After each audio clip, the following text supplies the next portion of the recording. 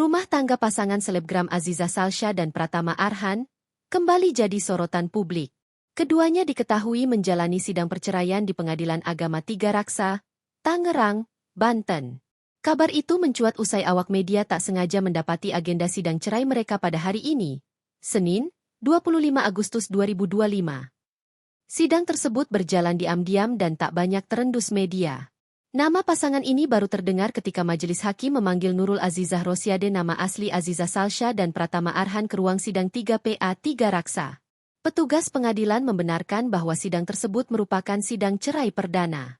Tampaknya rumah tangga Arhan dan Aziza sudah lama dilanda prahara.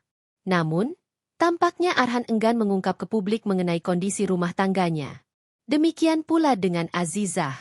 Pada 29 Juni lalu misalnya, Arhan hanya mengunggah postingan dirinya sendiri berlibur tanpa didampingi Azizah.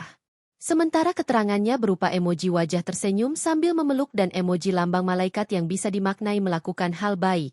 Ia menyertakan ayat Quran Surat Al-Insyirah 5 pada keterangan tersebut. Di ayat tersebut firman Allah menyatakan bahwa sesungguhnya setelah kesulitan pasti ada kemudahan.